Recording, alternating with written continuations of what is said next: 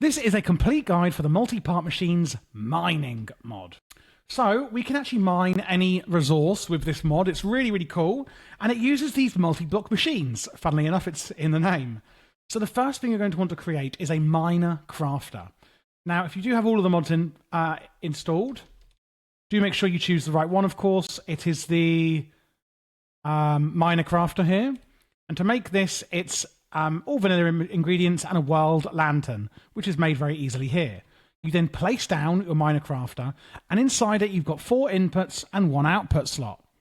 Then we look at the recipe book, and you can see there's 4 different tabs. The first tab is how you make the multi-craft miners. The second tab is then how, is what resources you get from those miners. And then there's a crusher and an ore smelter, which we'll go over later. So, these actually work in tiers, and we can eventually get up to a netherite debris miner. So what you'll see here is on the first tab, remember this is how you make your crafters, you will see that the first 4 need flint and then blocks of the ore you're wanting to mine. So let's say an iron mine, we need 20 blocks of raw iron, 4 flint, 16 oak logs, and 4 world lanterns. So I'm just going to put those in my inventory so I can show you how to make one. We go into the crafter and I put in each ingredient. Don't put in more than you need because it will automatically make as many as it can. And we now have some iron miners. Now let's see it in action. Before we get into the video, thank you so much to GPortal for sponsoring this video. You can get Minecraft or a plethora of other games on their library here through their game cloud system, meaning you can buy as much RAM as you need for, say, a Minecraft server, and if you've got any left over or you want to add more, you can add other servers from different games into your game cloud and switch them out throughout the month as you wish. They have servers all over the world, as you can see here, and give you protection from DDoS attacks, 24/7 support, databases, and the server is immediately online. If you're looking for a specific mod pack in Minecraft, you can simply search it up, like our Patreon server, which we host on RLcraft. You can see it also recommends how much gigabytes you need.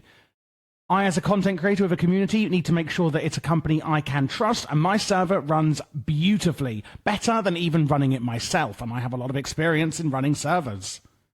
So if you want 10% off your first order with GPortal, check out the link in my description, and don't forget you can always join the Patreon to support the channel and also join the Patreon-only RLcraft server. So now we're going to place down our iron mine. Right-click with the one you've just made, and here it is. Very, very cool looking.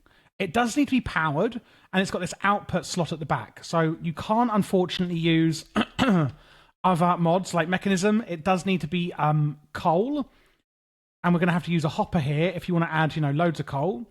Shift right click it on there. Coal. I'm going to use blocks of coal, and it's going to go in. You can just right click and add the coal into this block here if you don't want to use a hopper. It does use forge energy, but as I said, it doesn't work with other mods, so you do need to power it with coal. Come round to the front, and where you've got the actual pile of ore, this is where we are going to get our output. Now, it is quite slow, but you can add upgrades in this slot on the right here. We have a world speed upgrade, a nether speed upgrade, an ender, and a creative one. The creative one you can't make. So the nether ones, to make the nether lanterns, it's like this. End lanterns, like this, etc. I'm going to use the creative one just to show you how fast that one is. And this is how your resources are going to come out. Sorry. And what you'll see is that, of course, we're getting iron ore, but we're also getting tiny ancient shards. Now, if you want to collect this more, we could put a chest underneath here, and it will automatically start going into the chest, as you can see. So, if we go back to the miner crafter and go to the recipe book, let's have a look at them. So we were getting from our iron mine, so remember, this is for making the mines, this is for the output. We can see that iron mines give us tiny ancient shards and iron ore. Yep, that's right. Tiny ancient shards make these machines. So basically, you use the flint to make one of the base machines, and they're going to give you tiny ancient shards. Then, let's say lapis. We need 32 blocks of lapis and 4 ancient shards, and we can make a lapis mine. And here's our lapis mine, using ancient shards. But lapis gives us small ancient shards. So with small ancient shards, we can then make things like amethyst and gold. So gold actually makes medium ancient shards. Medium ancient shards can make things like a diamond mine. Diamond mines make you big ancient shards, and so does emeralds and uranium. So it will add other mods, like, so diamond mines will then give you big ancient shards.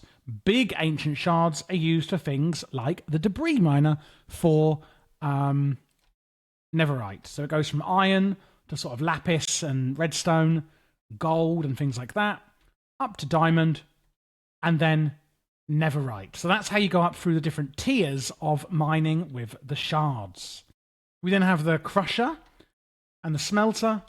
Again, we can just add some coal, etc., into the ports at the back to power these.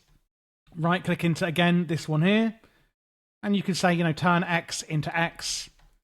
The recipe book, the crusher, will turn things like, iron ore into raw iron. Oops. And things like that. And it can do some other materials as well. And the smelter, funnily enough, smelts things.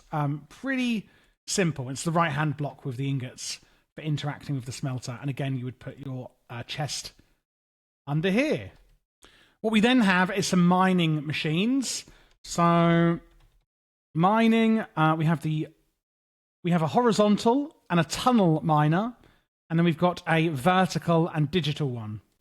So what we've got here firstly is the tunnel miner. You place it down, and as you can see here, it's making tunnels like this. It literally makes it perfect for strip mining. It's absolutely fabulous. 1, 2, 3, 4, and 5. The where is it? The horizontal one. Place this here. Hopper, coal, creative upgrade. Just make it go super quick. This is going to mine horizontally in front of it, and you can see where the drill is going to be mining in that direction in front of it. The vertical one, I feel like it's pretty obvious what it's going to do, but I do like to show you guys in these tutorials. And it does speed through a lot of coal to power these ones. So the vertical one goes vertically. It does do it kind of in front of it, as you can see still. That's the vertical one here. This is the horizontal one here. And then we have the digital one. And the digital one just gets ores magically.